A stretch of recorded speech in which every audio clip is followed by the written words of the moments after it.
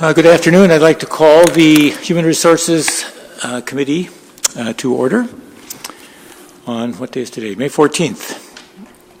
So first, staffing updates. Mr. Swirsky. You're on.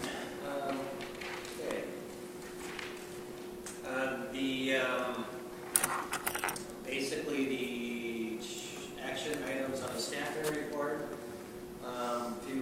they're not additional retirements, they're retirements we received, but this is official confirmation that you're accepting the retirements. I think we still have like 23, 24 teachers and about 43 total retirements between all the other areas for this year. Other than that, I don't think there's anything out of the ordinary. It's pretty much the regular routine.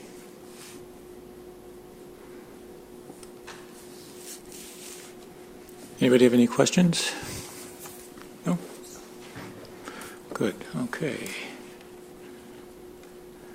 Next, then, we'll go to our action items, and the first is second reading for new policy numbered 404, employment background checks, and there was some discussion about that and some new language placed. Mr. Swirsky, do you want to address those? We went through and we added some language from the last time, and we're hoping that we can satisfy the needs of the board with this language. And basically what we talk about is, and this is actually something we do currently, but including the question is if we use the BCA, which is required by state statute, there is a turnaround time, and that turnaround time is generally around 2 weeks. We contacted the BCA. They do not accept faxed signatures. They do not accept electronic signatures. It has to be an original signature in pen. There's other companies that are offering electronic background checks, and they generally use the public data that we have available in the areas I'm going to mention here. And we do that additionally prior to a start date. I've met with some of these companies, I can't say recently, but in the past, and we've talked about the state statute, and when I showed them that and what the requirement was, I've just basically gotten blank stares from them. But the issue about not being able to start employees until we receive their background checks, we can't give them a firm start date. They cannot give an offer of resignation to their current employer. In some cases, very rare, fingerprints are required. And fingerprints aren't a bad thing. Fingerprints just mean that they're two individuals with similar names or similar birth dates, but that can require an additional 3 weeks. I'm not aware of any other school district who has that contention on not starting them prior to receiving a BCA background check. We also, in our looking at background checks and applications, our applications do have a spot on there for them to let us know if they've had any convictions of a misdemeanor or higher.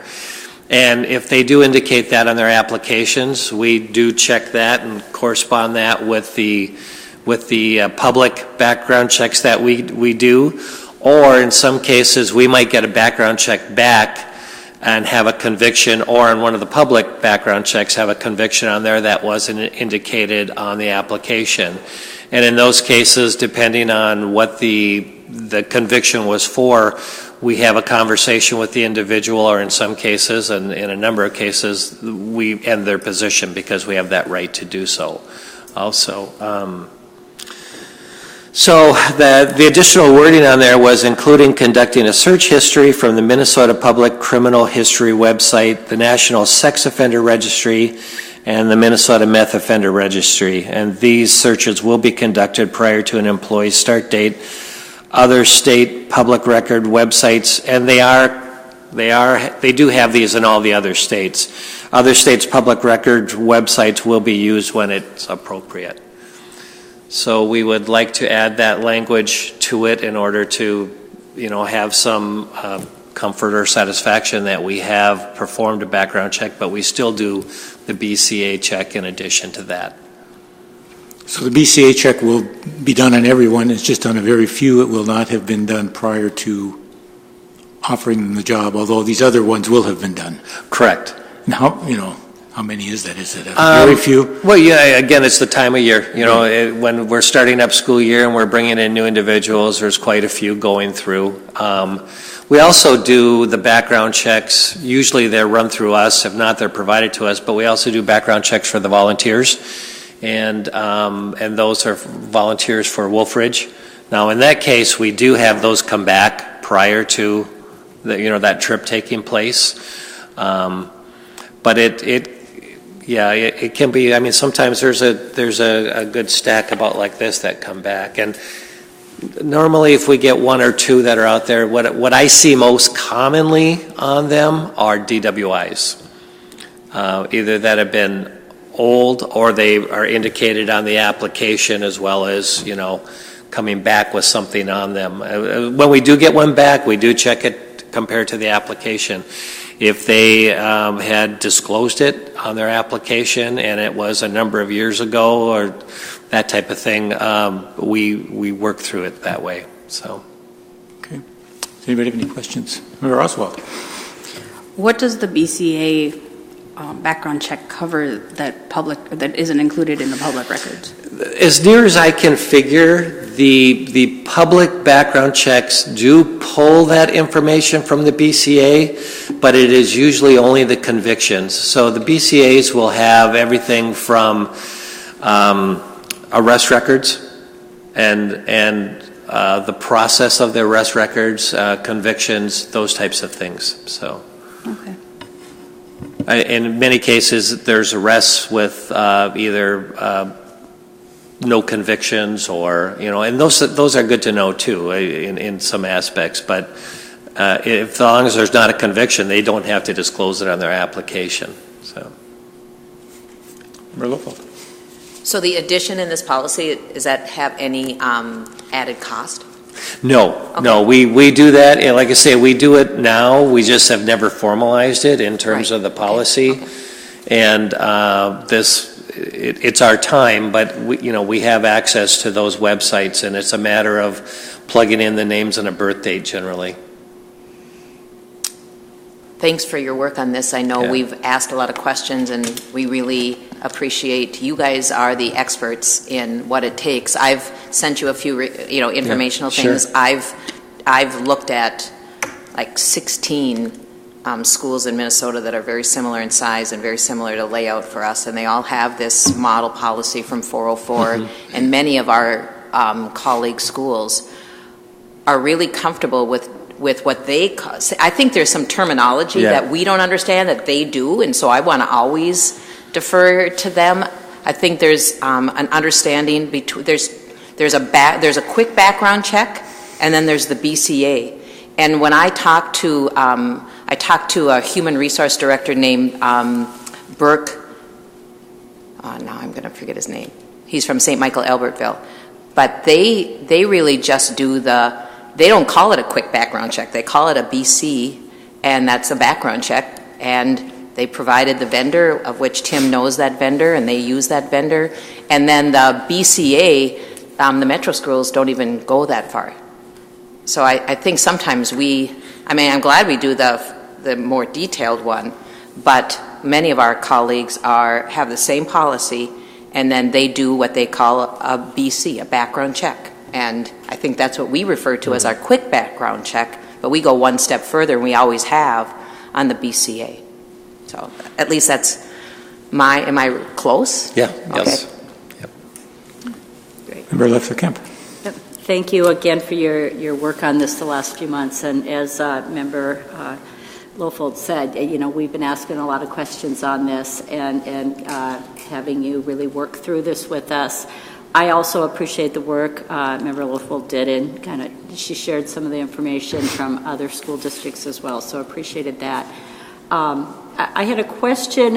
One of the last few meetings you had mentioned that our teaching staff, they go through other background checks as well. I think you referenced. And I'm just, could you just repeat that one more time? Well, and also if there's any other positions that have some other background checks they're going through for other reasons. Well, yeah, now for licensure through the state of Minnesota for teaching, there's a fingerprint process as well as a background check then. And we can, if that process has been within 1 year of their graduation date, I guess, when they've submitted for that, we can accept those instead of a new background check, but generally they have to provide that for us, and generally they do the BCA, after that 1 year period anyways. So, but it's all part of the registering for licensing right now. So, oh yeah, one other thing, maybe this is also another part you're referring to. When they do renew their licenses every 5 years, I believe now, there is a conduct statement on there that the teachers do have to fill out in terms of anything that's happened in the meantime since their last time that they renewed their license. Okay, any other questions? Josh? Just one more. Oh, go ahead. Oh, yeah. I think in my research too, because I think I asked this last time, bus drivers have a more thorough background check. BCA is completed before they are, because that's a statute, right? Bus drivers with their background check. There's more detail to that, I think. Oh.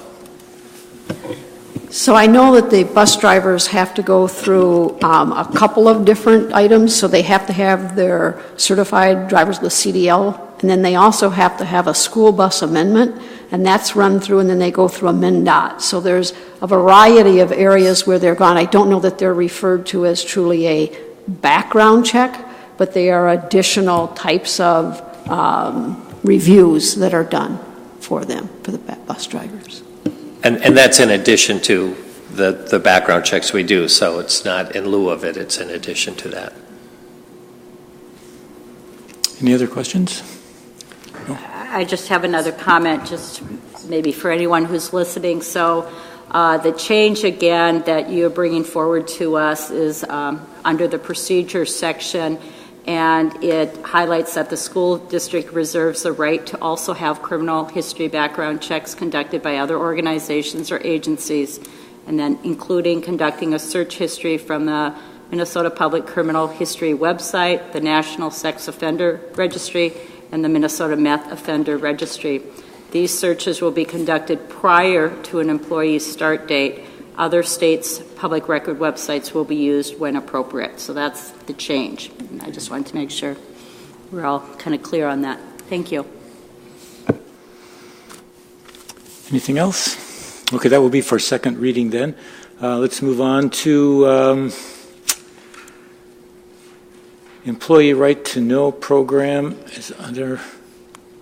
I'm not sure there are any changes with this. It just seems longer. I believe it's just for the second reading. Okay. All right. Anybody have any questions there? No? Okay. Next, two resolutions, termination of certified hourly staff and termination of certified non-tenured staff. Perhaps you could just review that quickly, what that means. Yeah, on the hourly staff, because they generally don't fall. There's some contract language that apply to them, but these are people who are over 14 hours. This is in the teachers unit, certified unit, work over 14 hours and less than 20. And they are non-renewed every year, usually rehired back in a lot of the same types of positions. Some of these are title positions that assist with reading and various things along those lines. I did check last year. I think we had 3 names. I think we have 3 or 4 names on there this year. And actually, I think 2 or 3 of the people are the same people as last year. So it's kind of, I refer to it as kind of like housekeeping, but it's not a bad thing. It's just what we do for the hourly. The second one is termination of non-certified, non-tenured certified teachers, staff. These would be individuals that, for one reason or another, are not returning for next year. I believe last year we had 2 names on that, and there's probably I'm anticipating anywhere from 1 to 4 names on there. So. All right. Any questions for anybody? All right. Next, we have a resolution to attend the MSBA Superintendent Search Workshop. Perhaps we have a handout, I believe. Yeah. And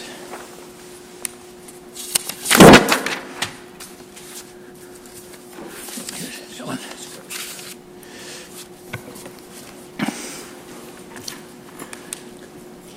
Got that. Okay. Handed out a description of the superintendent search workshop, and including some of the cost. Member Lefferkamp, would you? Sure, I'll speak towards this a little bit.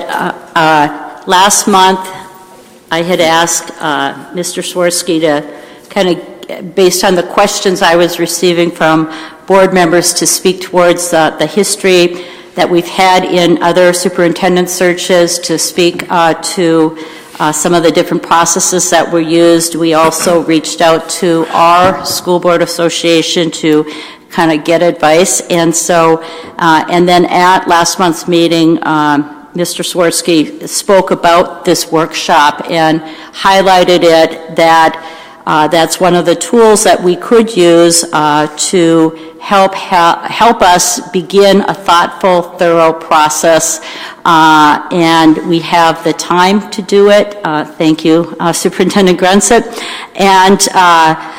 And after consulting again more with the School Board Association, kind of given our district and just kind of where we were at, and talking to other board members, I feel like this would be a good way for us to start this process, and again, to make sure we all are involved in the discussion of process and timeline, and understanding what our role is as school board members, understanding statutes, things like that.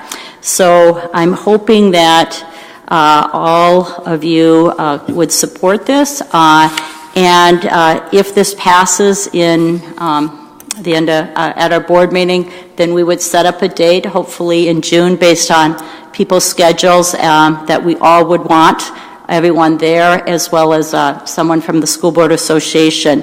And it's about a 3-hour workshop again. Also, Mr. Swirsky would be involved with that workshop as our HR director. So that's just a little bit of background, if you have any questions.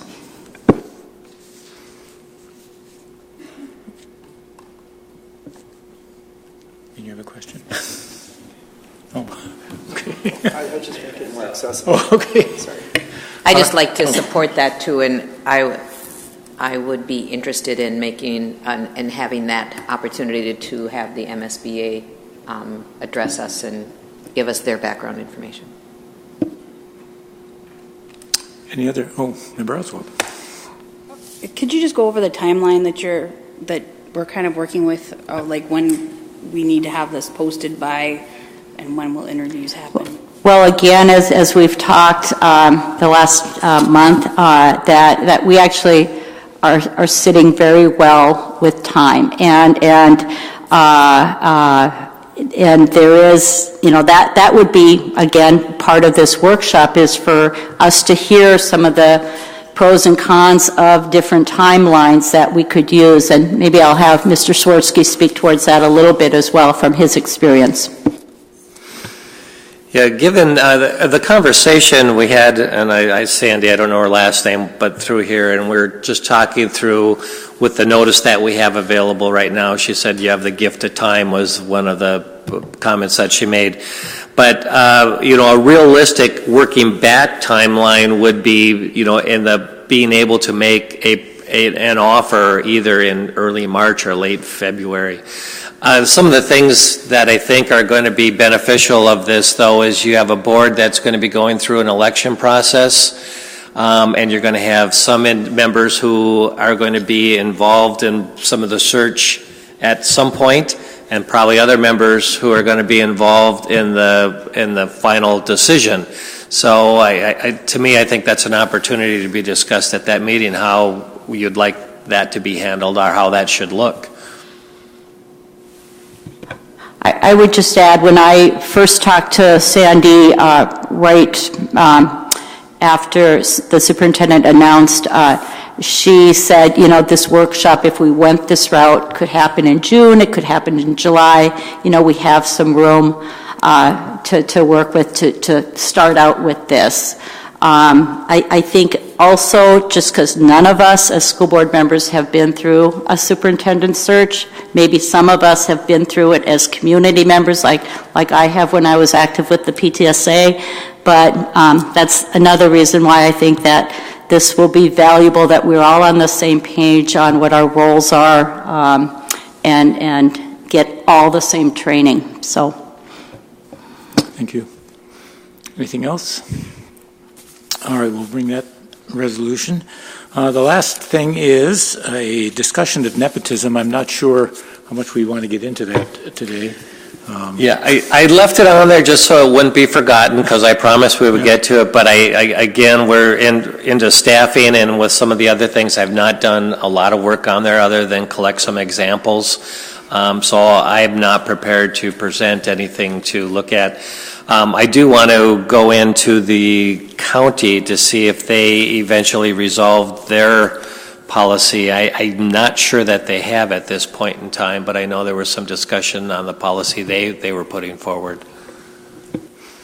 All right. If it's all right, then we'll defer that discussion till a later date. Okay. There are no other items on the agenda, so I will close this HR committee meeting. Thank you. Thanks. And I will begin the business committee meeting. Member Trinka is excused today, so I will be running the meeting, and hopefully it goes smoother than yesterday. I left the therapy dog at home, but I am wearing some of her right now, not by choice. Anyways, so we have the May business committee meeting, and we have a couple guests, and we're going to do their presentations first. If we want to have Mr. Glockley come on up to talk about the school forest and any guests he's brought with him. Come on up.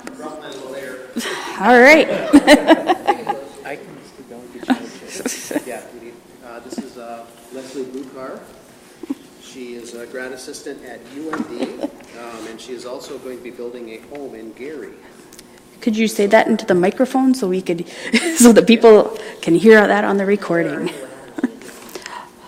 We're doing item 5B first. Yes.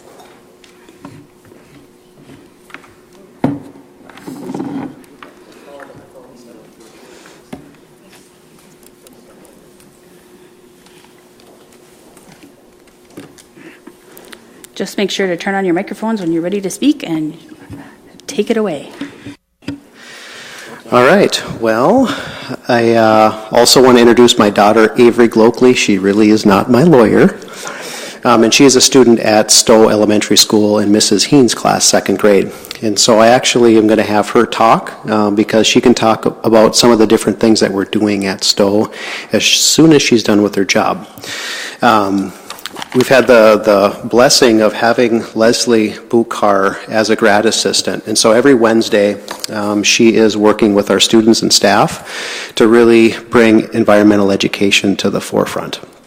I know Stowe was once a thriving environmental education school, and we're really doing some practical things to engage, that environmental educational itch that we all have to get outside and play with some sticks or do some really neat things.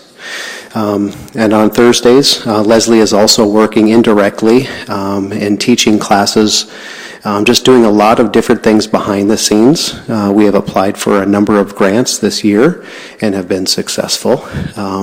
We're doing a lot of things with our community gardens and just kind of connecting with the greater Duluth community.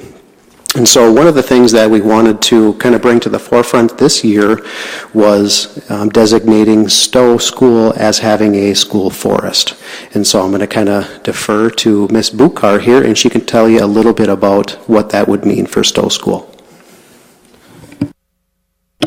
Thank you, Mr. Glockley. So again, my name is Leslie Bukar. I am a master's student in environmental education at the University of Minnesota Duluth. I'm also a licensed teacher. I'm licensed for 712. I taught at the Ojibwe School for a number of years. And as Mr. Glockley said, next year I will be a parent out at Stowe as well.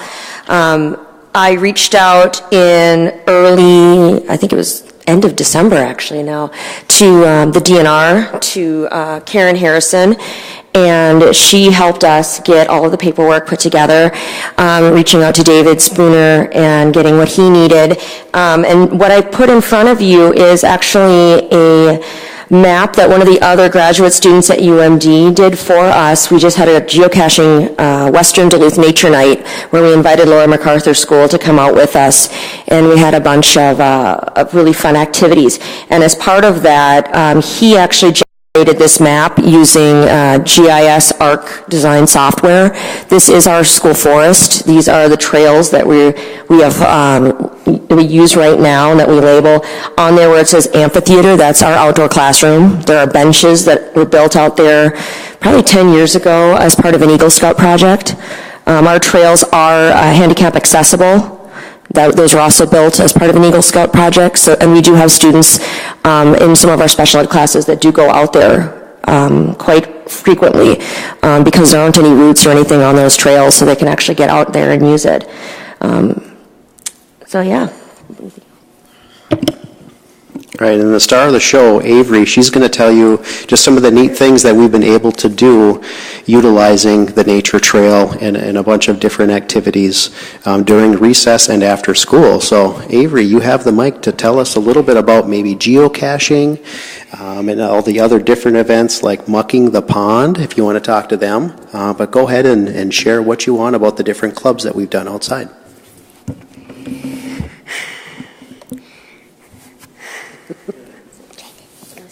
Geocaching. Geocaching.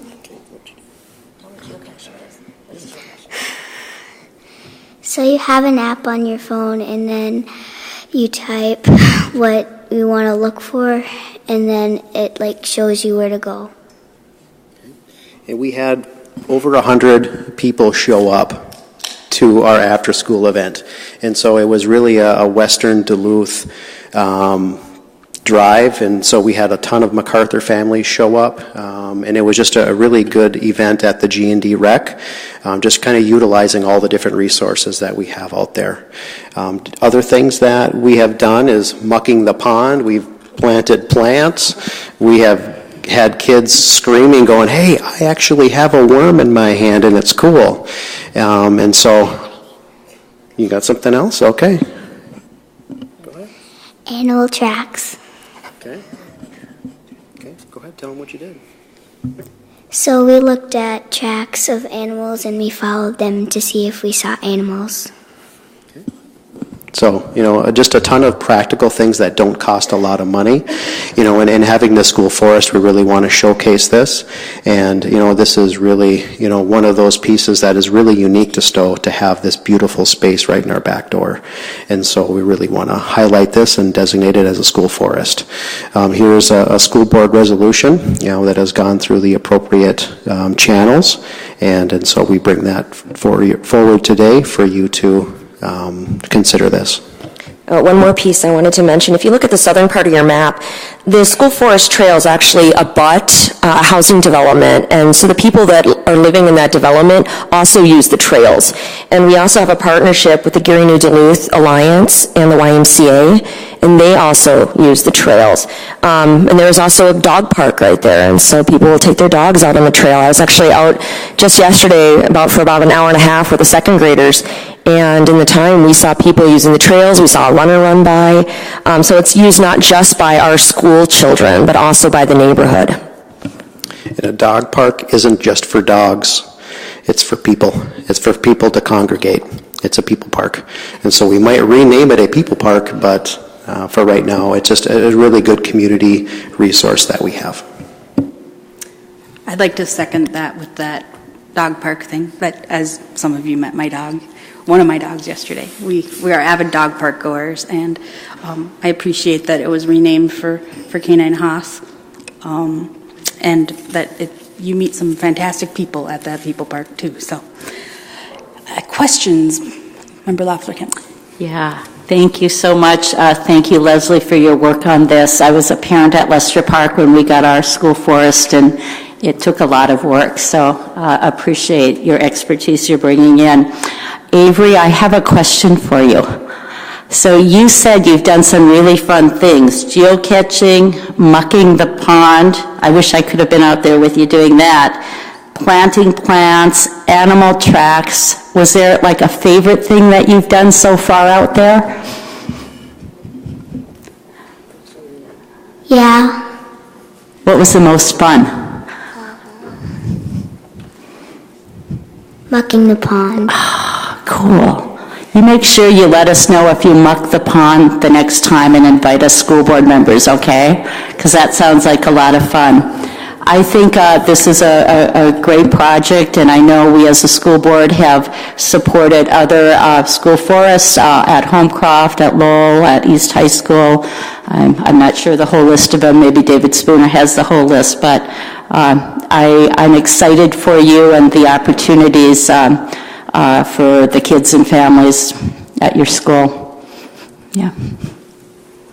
I have a question. How many geocaches do you have hidden, and have you guys found them all?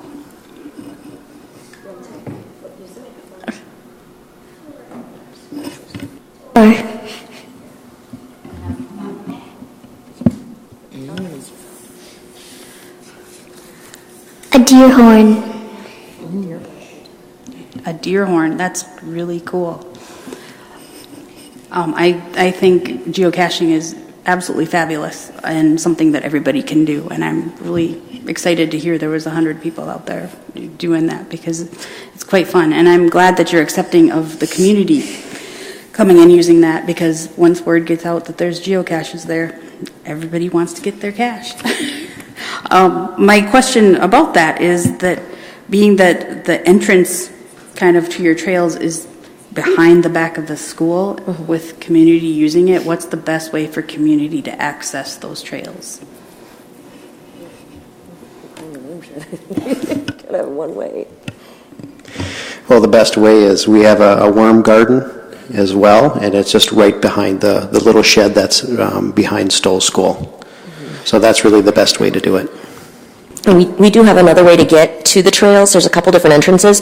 That big green square on your map is actually the soccer field, but the Canadian geese really love that soccer field. So if you're going to access the trails, I would wear boots that can get goose on them, because they like that field. So otherwise, the probably cleanest way to get there is, as Nathan said, go behind the worm shed. And we do have a fence there that separates the entrance from the school forest from the playground. So just right along the fence there, and there's a white sign there that signifies you're entering the school forest. Is there a preferred parking place for community members? You can park anywhere. We just ask that, if you're using this facility, that it be, outside of the school day, in the school hours. Just so for security purposes, we don't want a bunch of people coming during school hours. I would hope we could maybe have that posted kind of on this, on our rule sign of use of the school forest, to be respectful of that it's a kid's place. Any other questions? I just have one more comment. Are you hoping when you get the designation, it comes with a sign that you put up in that to do some kind of, I don't know, grand opening, so to speak, or some kind of an event to celebrate it, and just out of curiosity? Well, that's a good segue to another event that we're having. On the last day of school, we're going to be having a picnic, and we're inviting everybody to the picnic. And with the Gary Duluth Developmental Alliance, we are going to be having the grand opening of our sport court. All of the plastic tiles will be done by then.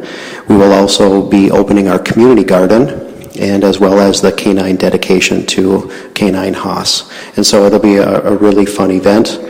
So we've thought that through, but that would be another, community event where we can get, members to see the really cool things that we're doing, so. Okay, excellent. And then my last comment is for Avery. Avery, at Lester Park, one of the things I just heard about last week that they did is they had a hammock party where they had a bunch of hammocks up and the kids read in the hammocks. So just throwing that out there, I thought that was a pretty cool idea in the school forest.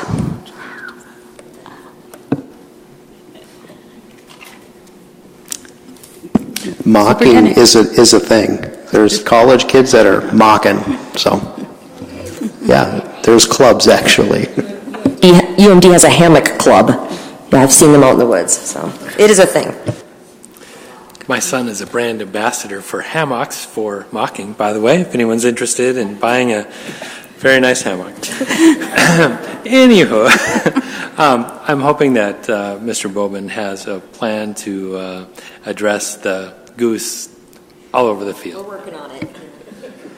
And once they figure that out, they can help that with the play field at Homegraph too, because I think you guys could have a competition, who gets the most. If there are no other questions, I want to thank you for coming by, especially Avery, because I know it's hard to follow your adults sometimes. Thank you for coming. And now moving on, I believe we're going to have a next presentation from Skyward Transitions. You're going to have to really do your best because you really showed up. I'm just saying, so good luck with that. As exciting as school forests are school finance software. So I'm feeling we're sensing that. I brought people so that, they would be excited about it. Thank you for the opportunity to briefly discuss looking at a new software for finance and HR. Tonight we're just going to introduce you as board members to the process we've gone through, and then planning for the June board meeting to have a contract to start moving forward with the transition to Skyward.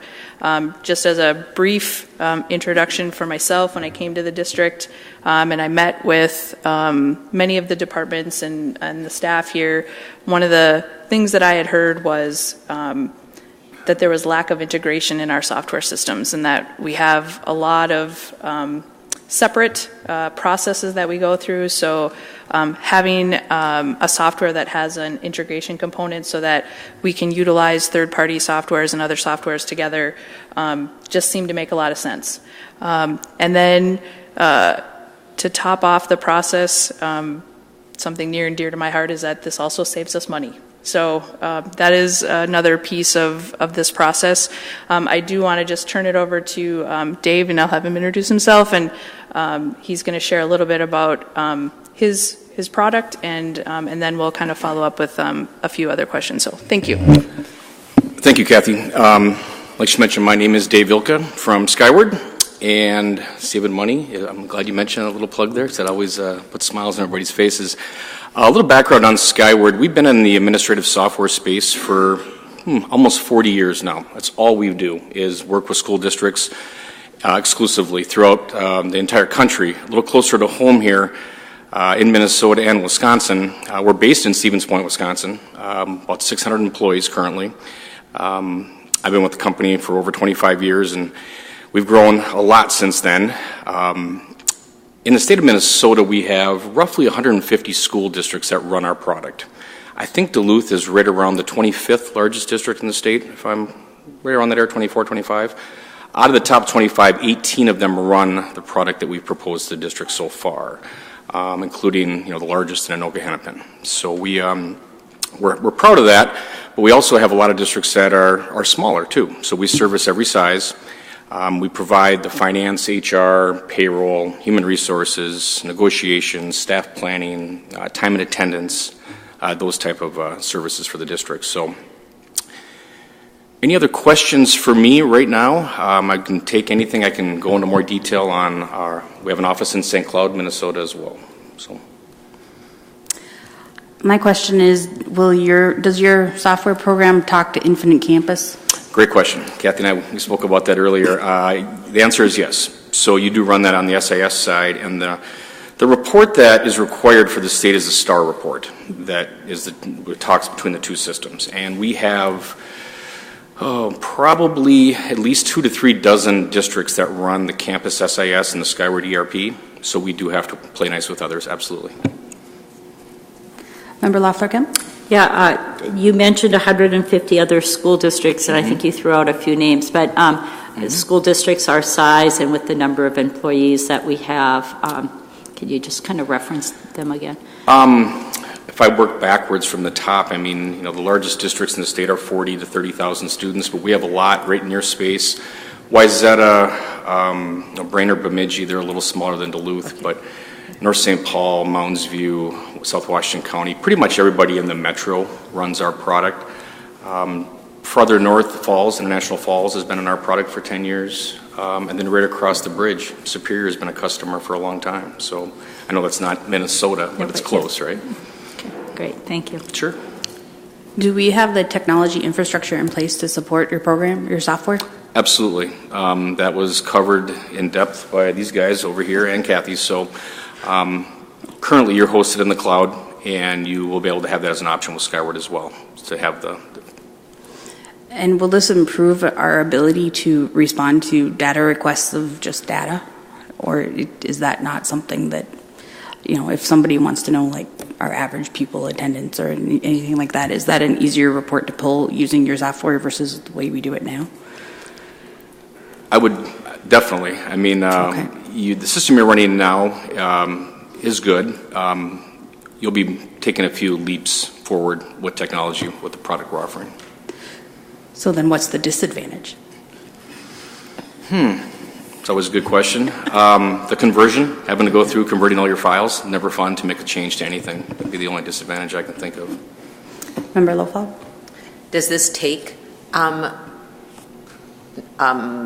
professional development or staff development to then bring teachers and leadership and administrators up to this standard? And is that timeline then that this program would be next fall or later? I think right now, if I can speak for Kathy and her group, it would be a year from now. So fiscal year 21, we'd be looking at for the 2021 school year. So, yeah, I mean, a year is solid. We require 6 months at a minimum. So 1 year, more time the better, for the conversion in particular. And again, teachers, training, what is that going to Microphone, sorry. What does it take to do teacher updates for this? Is this a heavy teacher type of upgrade, or is it really just a few different items? It doesn't really involve the teachers per se. It's not like it's a grade book product, right? So but the teachers are employees, and obviously they want to get onto the employee portal to look up information, and it's very easy. So very minimal training for the masses. Something that principals were very excited about were the possibility of going to electronic timesheets. Yes, it's 2019 and we are doing paper timesheets and signing them. So having that go to an electronic system would save a lot of time. Just that piece alone. It's a big time saver, absolutely. Member Lafferkamp? Yeah, thank you, Member Lofold, for asking the question on the timeline. I had that same question.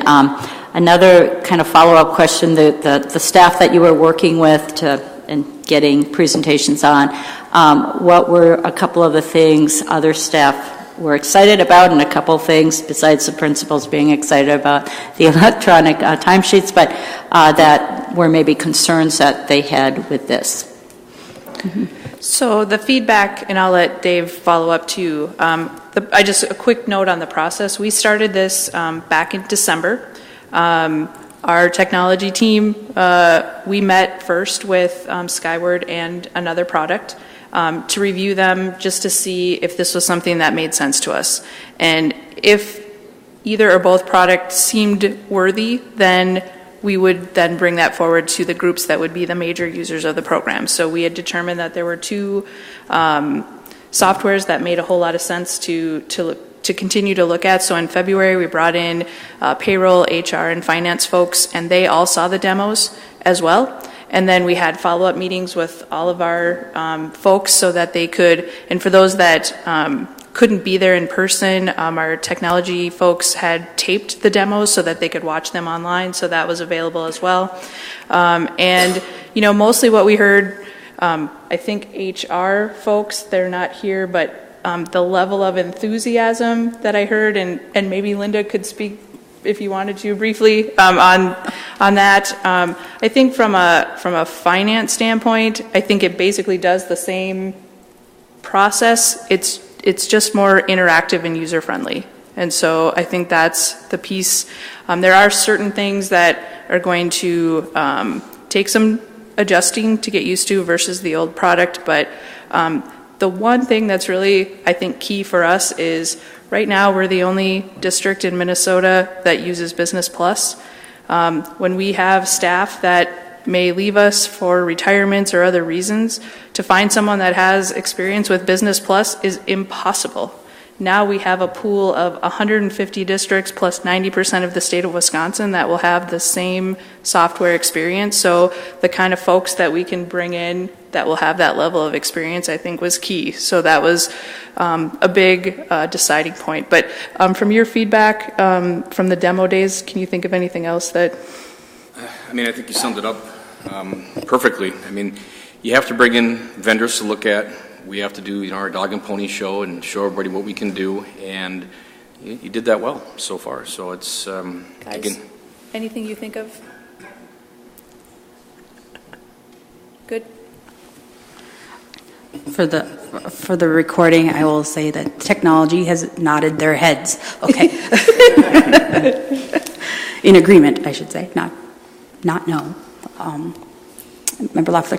Yeah. So just I know you wanted to bring this forward for us for informational. You hope that it'll be brought forward in a resolution for a vote in June. Correct. And then we'll bring the details. So the process will take this year. There will be some costs in fiscal year 20, and then the majority of the costs will roll into 21 and beyond. And I just want to say to Skyward and Dave specifically, the initial quote and process, they're going to be doing a lot of work in 20, and there was the initial bill, and I said, I can't afford that. Is there a way we can adjust that so that we can put more costs into fiscal year 21 during the implementation year so that we can budget that correctly? And without hesitation, they came back and were able to help us out with that. So that was just a really nice dialogue that we had, and he understood that. So we'll explain all that in the pieces. The return on the investment should be fairly short. There is upfront cost with the conversion, but once you see the out years, it will become very affordable to the district. And that was going to be my next question. So, anyone else? Go ahead. So when you say cost to the district? To stop. Okay, when you say cost to the district, just my soft question would be, would this come as a staff deduction because your services, what we're implementing, might then take somebody's job away? Not that I really want to go there, that's the weeds. Right, no, just the annual cost of this software versus the software that we have right now has a savings. Will there be efficiencies down the road? Maybe, but that's not what we're planning. We're strictly looking at the cost right now, and just the hosting cost and the annual product cost is much less. I just wanted to share that having worked with Skyward in the past, I found them to be very, very good customer service, very flexible when we have needs as a school district. They're very responsive and do some customizing even on their side of things to help meet our needs. So I think that we'll find that if we do move forward with Skyward, that'll be a positive experience both from a customer service standpoint, but also on a practicality. Well, here's the things that we're trying to accomplish, and them working hard on their side to accomplish that. And then just to add, Bart will be working with a core team now starting soon, and for this next year will then be managing the conversion process if we decide to move forward. So he'll be ready to go in June should the board want to move forward with this. Yeah, just one last comment. Well, of course, two last comments. Thank you, Assistant Superintendent Horton. You know, one of the great things of having staff who have worked in other districts is you bring some of that experience, and this is a good example of that. So thank you for that. I also just wanted to say, Kathy, I really appreciate that you did involve such a broad committee of staff in thinking this through and hearing the presentations and getting feedback. So really appreciate that, and thank the staff that were involved as well.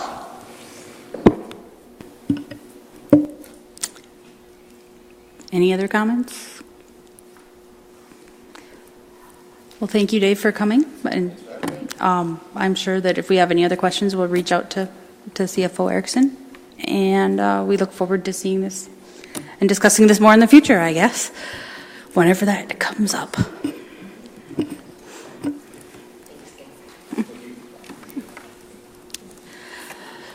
So now we can start at the beginning. Imagine that. So we have, of course, the financial report, A through F. Any questions? Do we want to highlight anything about APU? Yay, okay. Just a comment on the APU, which would be the third link if you're doing the quick link. And the projections have gone down again, and this is common during this time of year because we do have some early graduations. And again, just looking, if you're looking at the chart that has the three blue and red graphs at the bottom, and you're looking up at the top grid, that first column talks about the number of enrollments, the individual enrollments, and then the unique student count at any one time during the year, and then the current enrollments. And again, looking at the second to the last column for the enrollments per ADM, at this point in time, it takes over 3 students to generate that ADM. So that means we have a lot of movement of students that they're in the district and out of the district, and might be doing online, might be doing post-secondary, and then coming back to the district for a while, and then creating another enrollment record. So I think I love this report so much that Cattery Little does for us, because it kind of gives you that whole perspective of what all the different people counts mean, and that you can see then as the elementary students are very stable. So they're here almost all the time from the beginning of the year to the end of the year. But in those high school grades, we see a lot of movement. So while we are seeing a projected decline in enrollment, we should be leveling off again for next month and the month after. So I think we still feel okay about our yearly projections. But again, we'll be looking at that as we're continuing our budget projections for fiscal year 20, and we'll continue to work with Cattery as we trend. And in the work we've been doing with our building administrators for those projected enrollments for fiscal year 20, we're all looking pretty stable as far as the projected enrollments for fiscal year 20 in our grade levels. So thank you. Member Loflerkamp?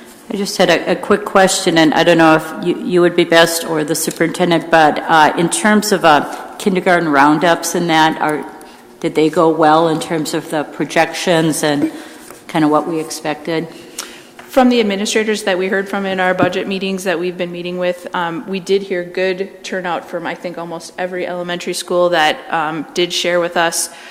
We are looking at fairly stable enrollment in all of our kindergarten classes coming in. I don't think we're seeing any reductions in FTE for kindergarten so far, so we feel that it's a very stable estimate right now. Anything else? All right, we can talk about the fundraisers. I just want to highlight that there's 4 of them going on. On my comment is I didn't realize that discount cars that Denfeld Baseball sells is that profitable. That's a lot of money. Over $10,000 they estimate getting from that, so buy some discount cards. Lester Park and MacArthur have things going on too, so that's always good. And then we come to the child nutrition adult price increase for those of us that occasionally have a lunch at schools. They're going up. Any questions about that? It's now going to cost us $2.50 and $4.50 to eat in our schools.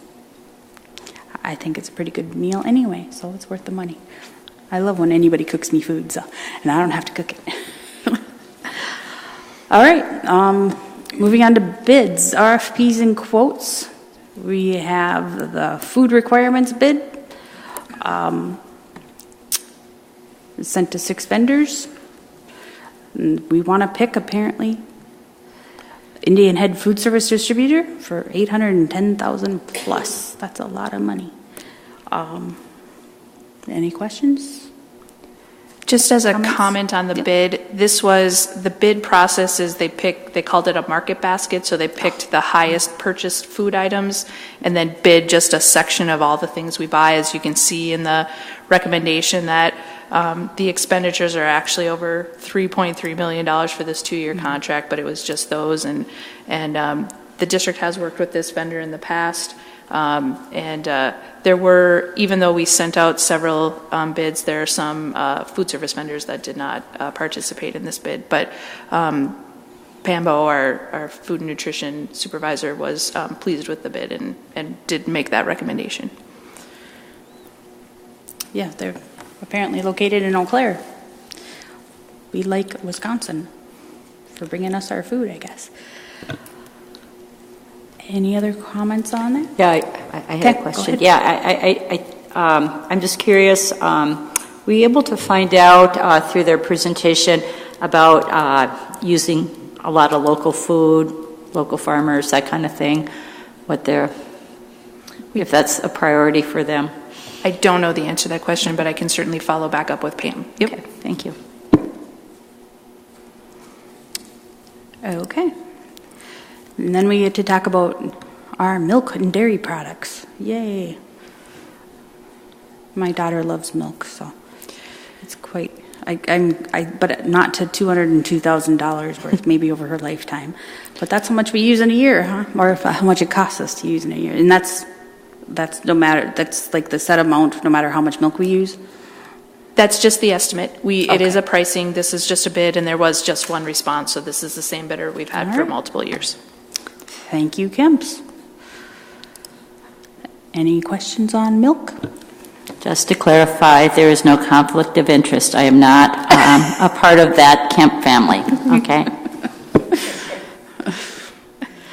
All right, and then we get to talk about PRI circuits and DID service numbers and other calling services and other acronyms that I don't know what they stand for.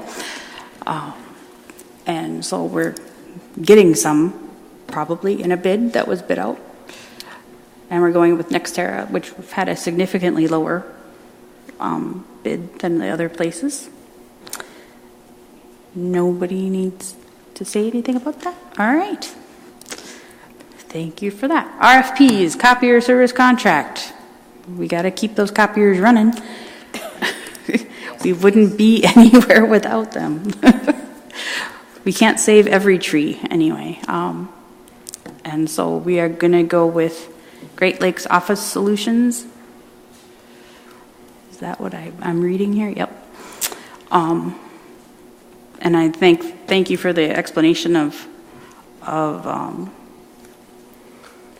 why we're not going with Marco, so we don't have to ask. Any other questions? Okay, we're moving right along. No policies and regulations that I know of, no quotes, no contracts. There's a place order for a change order. Is there anything to add in there? There's not. No leases, accepting donations, where we've gotten a few things from the community and appreciate every one of them. They help us do good things with our kids. We already went over the support for the Stowe School Forest. Placeholder for a sale of property. Did we sell anything? No? Darn. Okay.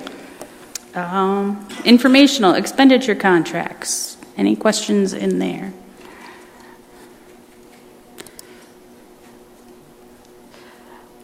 Going once, going twice. I know I have a question, I just got to get to it.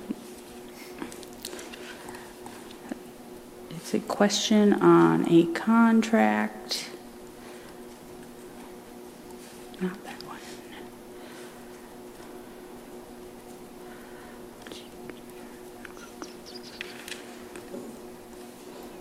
Sorry, I just got to find it. There's a lot of them to go over, obviously.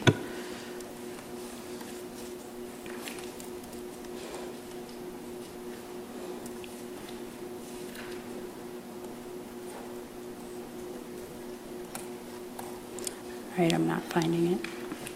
I have one. Wow, it gets really quiet in here.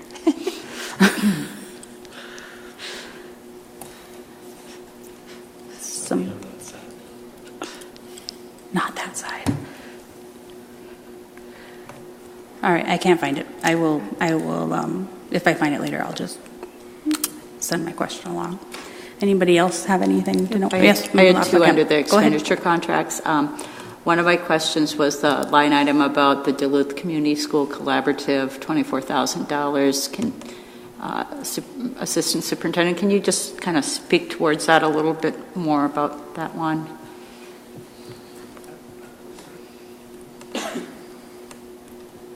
It says it's programs for academic and cultural or enrichment. Do you know what page that's on?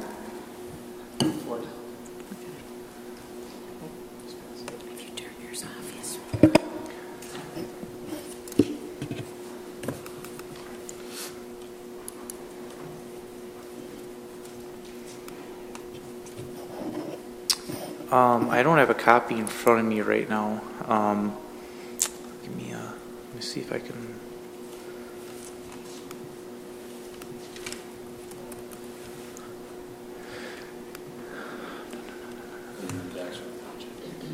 Yeah.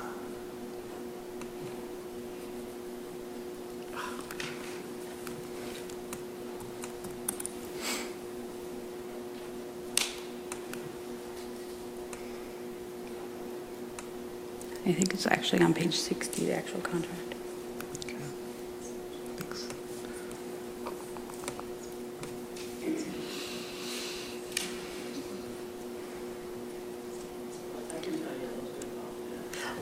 Go right ahead.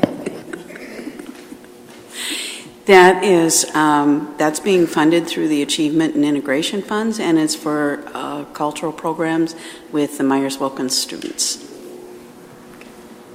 Thank you. I actually, this contract was my question. I found it since we had that little bit of time. And the only question I have is why on the first page is this agreement made and entered into on the first day of October, but yet not signed until April? That was due to a lot of changes at the collaborative in their staffing. They had a lot of turnover in their administrative staff, and it kind of slipped through the cracks for them. Okay. Anyone else? We have no extension or renewal contracts, no cost contracts, no revenue contracts. We're not earning any money this month, darn it. Change orders signed, none. And now we're on to the facilities report. Mr. Spooner.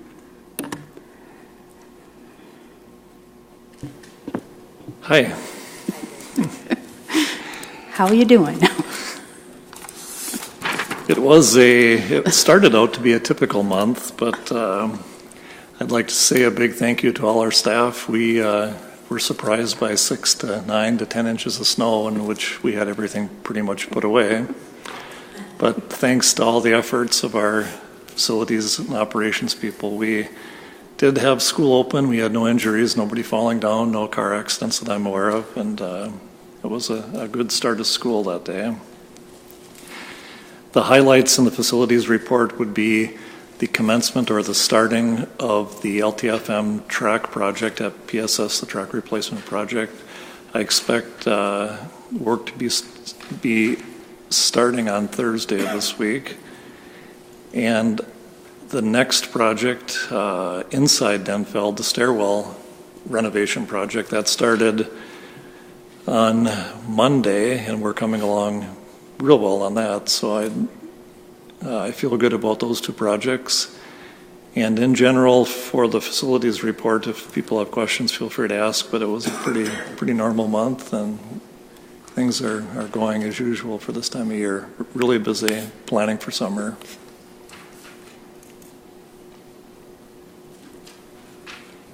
Anyone? Apparently you do a fantastic job of writing it all down. Nobody wants to ask you any questions. Thank you for coming for your 4 minutes of speaking. I'll answer the question. Member Well, your time. I noticed you put in there that we are seeking entry-level custodians. Do you hire more staff in the summer months to complete our needs in that program? No, whenever we have vacancies right now, if there are vacancies because somebody retired, somebody left, somebody advanced, we have a established complement of people in our org chart. If we had extra budget, we could hire people and do more, but we're constrained by the funding that we have per year. And then second is can you tell me what a first report of incidents is? What is that? There's 30 in the month of April. That seems really high. And I know we've had presentations, and how are we doing with working with our staff in our buildings for safety and accidents? I can't comment as to where we're at with Jason and our insurance company as far as programs or practices that we're going to implement to help reduce our mod factor. But getting back to your original question, I'll use myself as an example. If there were stairs outside this door and I walked out the door and I tripped and I cut my knee, and it was just a minor cut and I just needed a Band-Aid, and I went back to work, I'd fill out a first report of injury. So that means that I was injured, I didn't leave work, I didn't miss any work. But I don't remember them all, I don't even remember hardly any of them, but there's 32 definitions that if I require stitches, but I come back to work, it's not an OSHA recordable. But no, stitches might be a recordable. I'm sorry. It's not something I have memorized or work with a lot, but it becomes a recordable if we miss work for more than a day, or if it's a specific type of injury that requires a specific type of care beyond what's considered first aid. And what's considered beyond first aid is the 32 criteria that I could probably Google and find, but... Is it important to report the first incident? Oh, definitely. If somebody, and Jason has a presentation on the back to school presentation that we do each year about workplace injury, and we need to know if people get injured. If they're injured by tripping or in the parking lot, or no matter what happens, if they get injured, they need to fill out a first report of injury. It's critical. Do you remind staff of that throughout the year too? I personally don't, but I know Jason and our insurance company do send out different memorandums, and we do have our safety committee where that's discussed. And the safety committee is comprised of all union leadership and other district administrators, and they disseminate that information out to the staff. Okay. Member Lafleur. Member Superintendent Gratz, do you have something to this? Okay. Okay. So, of course, one of the fun things about being on the school board is random questions that we think about over our head over the years we get to ask. And so I've always had so much respect for the staff that do the floor work throughout the district in the summer. And so you have a notation about operations. We'll be putting together a floor crew for this summer. So is it the same staff that go from building to building? Right. Kind of the same team of Dylan Carlson, he's our supervisor of operations. He's putting together a crew of people that's what they will do for the summer. They'll go building to building, and we find that if we have a specific team that learns the best practice of how to do something that we can do a better job. Okay, great. Thank you, and thanks for just giving us a heads up that in June, in the business committee, we'll be going over the 10-year plan for Hawks. So, thanks for kind of just putting it on there so it's on people's horizon. Right, Thank that'll you. be a presentation by the firm that we hired to do the audit, and they'll give a complete rundown of costs required to upgrade and keep this building for the next 30 to 50 years. Okay, thank you, and thanks again for a complete report and for your work that you did with the Stowe on the school forest.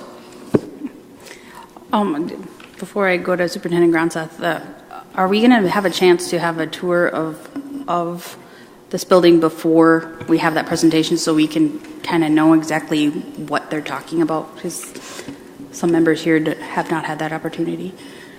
I hadn't thought about that, and I hadn't talked to Kathy and Bill about that, but it's something that we can certainly talk about and try and figure out. Let's go to the tower. Let's go to the basement, down in the catacombs.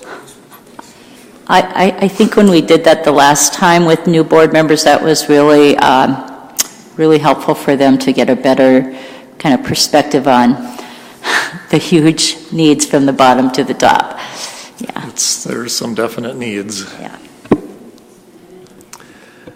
Yeah, thank you. I think we did that once before, but I think it was with a previous board, so we can talk about maybe scheduling that. We have something else before the board meeting, though, but we'll figure that out.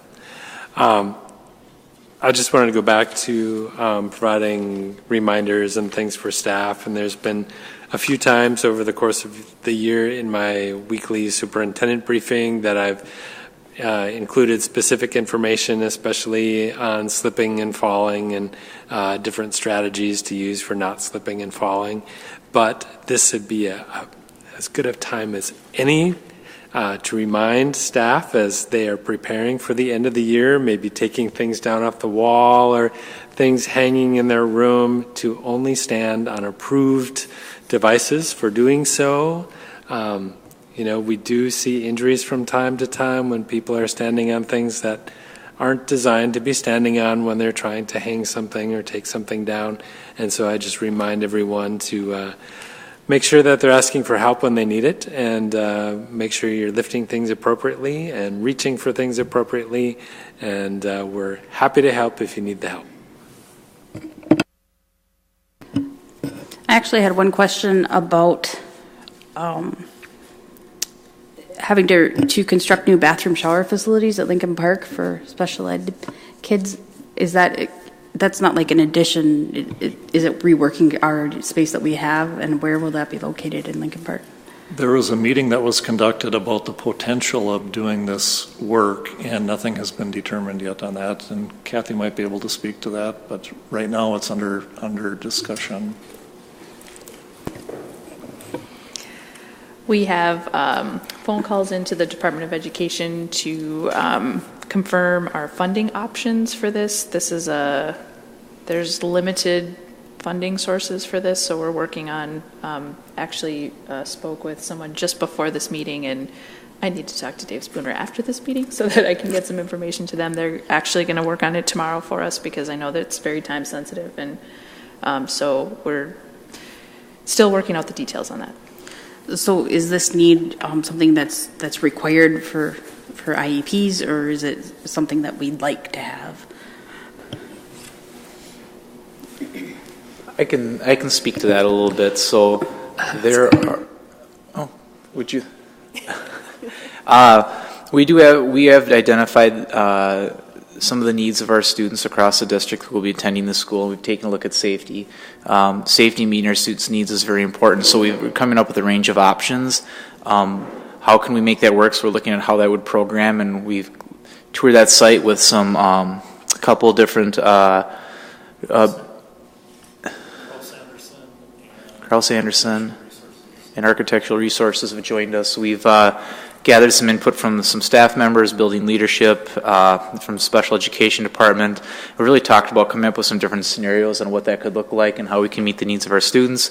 Each there's kind of what we'd love to do, what we could do, and what can we do given our resources, but also meeting students' needs. So it's been a process. It's been a discussion. We haven't figured out all the details yet, but we hope to take a lot of different pieces in consideration beyond student needs too. That is, as students leave, what will those rooms look like, and how will those be utilized?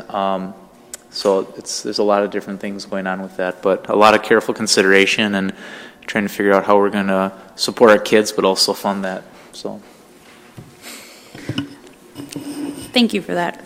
It always amazes me to hear all of these meetings and groups and everything that everybody does, and I don't know how you ever do anything by yourselves. Well, I guess this is a team atmosphere, so we don't necessarily want to be alone all the time. All right, we are on to property sale update. Anyone want to speak to that? Superintendent? We're still in process. We're expecting to have a response soon, based on our previous conversations. I'm encouraged by the 2 new inquiries for the Central High School property.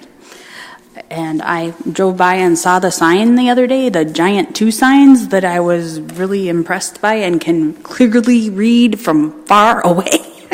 So thank you to Mr. Fulmer for getting that up there. Wow, that was impressive.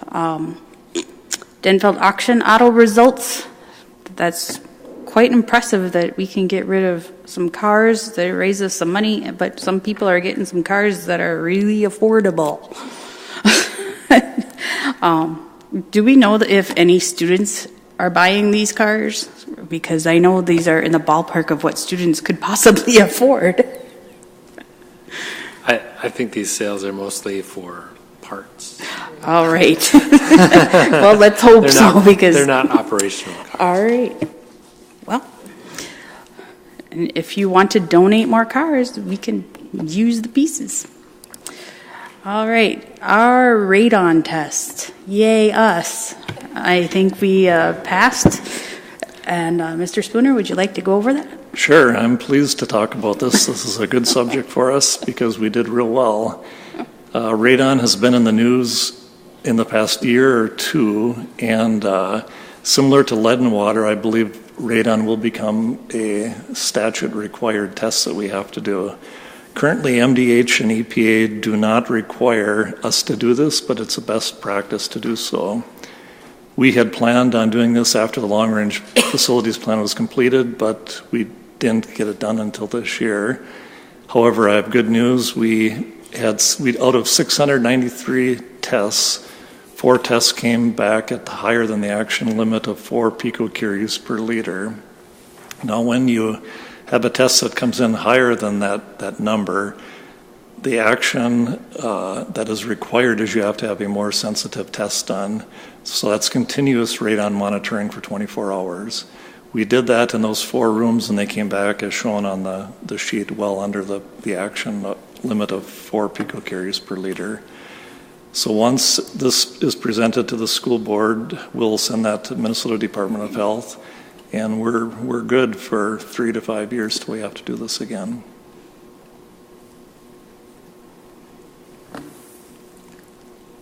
Any questions? I guess we don't have to question good news. That's the way we look at it. I like to bring good news. Is there any possibility of partnering with some organization to provide radon test kits? I know that St. Luke's, I believe, is giving away free radon tests kits for anybody that wants some 3 days this month. And I don't know, I'm just curious if that opportunity would ever come across to offer to our families. I think that would be a really great way to combat this radon stuff. Because you got to know what to do anything about it. Not that we can do anything about it, but yes, Superintendent. I think that we could communicate through our newsletters the opportunity to go to St. Luke's and get them. That would be great. Member Lafleur Kent. Yeah, I was just going to add that same thing about communicating it out. I think also the American Lung Association, at least when my daughter worked there a couple of years ago, they had a program where they were working to get out radon kits to homeowners as well. And so there's probably a few different organizations if we're going to advertise. So, Okay. And I can say I can appreciate the whole entire report added on to the second half of our business committee agenda. That is a lot of pages with a lot of numbers that I'm not really sure what they mean, but thank you for providing the entire report. All right. Now we're ready for some verbal talking to about our budget. Thank you. We have scheduled a committee of the whole for June 4th to go over the budget in more detail before the final school board meeting in June, so that we can walk through that at business committee and as well as the regular school board meeting. But I just wanted to give a brief update that we are continuing to work on the budget every single day.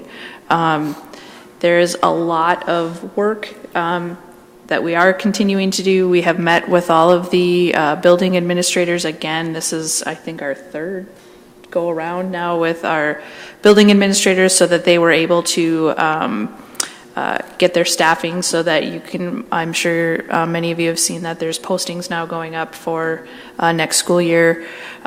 So from a revenue standpoint, we are still maintaining the same pupil estimates right now, but now looking at this current estimate, and then we'll be working again with Cattery and looking at the MARS information to decide if we want to adjust those further, because we know that so much of our revenue is driven by our pupil count. So that is a critical analytical piece that we need to continue to do as a district.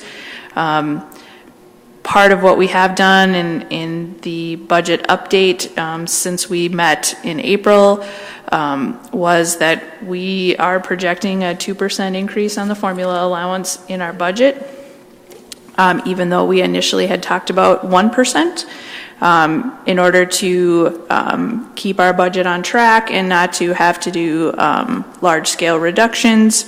In addition to those changes we've already made, we have built in the 2%.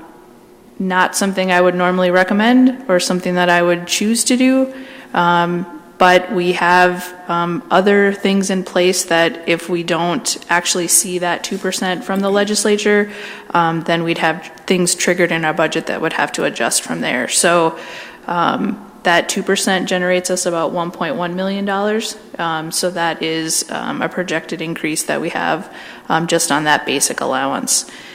Other pieces that we're finding challenging is in our federal title programs. We're working on working with the Department of Education to see if we can re-trigger some title dollars that were lost that we found out a day after our meeting here. So it's just a testament to this time of year that you just can't know what the budget is going to look like. From day to day, we continue to get different information and better information. So we continue to analyze and adjust as we go forward. So while we are still maintaining a projected balanced budget, we have done some changes since then, but look forward to the June meeting where we can kind of go over this more in depth, and we'll be communicating with you and connecting with you before then, so you'll have some of that information as we start pulling these things together. But I'd be happy to answer any other questions, but really do look forward to the June meeting where we can actually dig deep in the pieces of the budget. Member Gorham? Just a comment from sitting in on agenda setting. I know that the budget is always a point of interest for the board, and as you explained, there are many factors that are changing day to day. So thank you for, I think, everyone for getting together with the community of the whole on that date. It's going to get us the best information, but leave us time to ask questions and good information. So, and thank you all to the financial staff for your work on this. I know it's a challenge, so thank you. Member Lafayette? Yeah, I'll just kind of follow up on that, and thank you again, Clerk Gorham. So we planned at that date because, again, CFO Erickson would have information from the state, from the legislative session, have this meeting June 4th, and then the next week is our business committee meeting, so that will give us all kind of some time to digest as well. Information, it's a committee of the whole meeting, meaning the public can observe it as well. No decisions would be made at that meeting. It would be discussion and information. And I guess the last thing I would just add to that is appreciate the many ways you've been reaching out to the principals across the district. They represent that school and community, and with their leadership team, are bringing forth the feedback. They know their schools well, that leadership team at those schools, and what the needs are. So I just really appreciate the many ways you've reached out to them.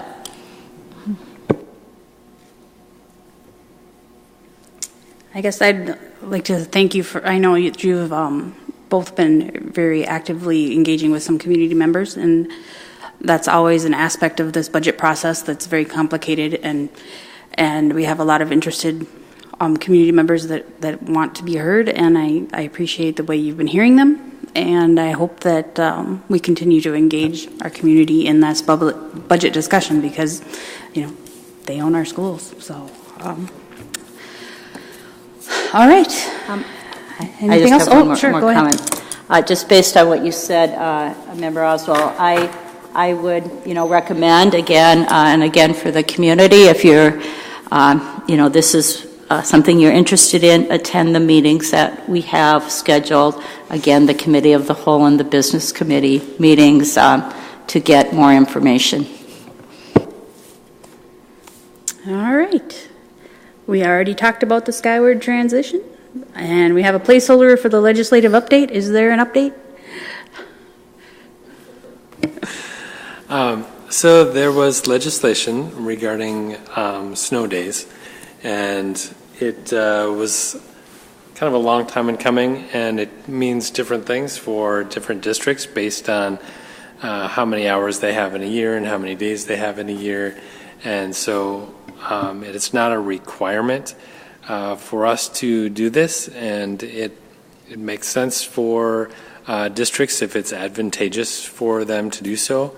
For us, the end result would be a cost. So it's not bringing in more revenue, but it would bring in more cost.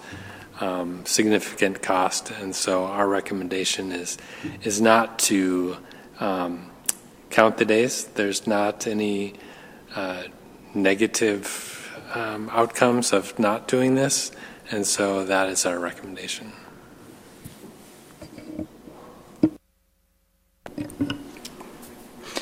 And snow days are covered in all of our contracts, so all of the effects of the snow days have been covered through the contractual agreements that we have with all of our staff. So I know before you have said that it affects our extended school year funding, and is that going to be affected with not participating in this legislation, or is it just something that we're absorbing?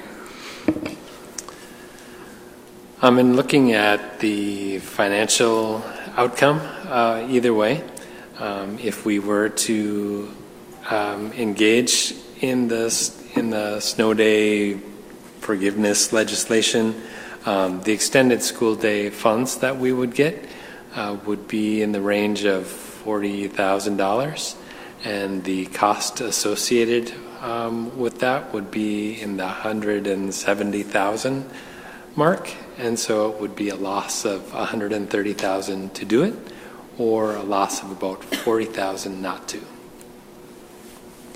But are we still offering extended school year stuff? Okay. Do you have any other comments? Nope, and this is very common. I mean, for those districts that have extended school days, they're based on hours, so it's just a proration of those 24 hours, I think, is what would count towards. Okay. Member Laflacan? Yeah, and is that probably similar to what other districts in the area are pursuing, maybe north of here, or? I did speak with the business manager from St. Louis County School District, and they are doing the exact same thing we are. Okay. We've come to the end. Is there anything else anybody wants to bring up?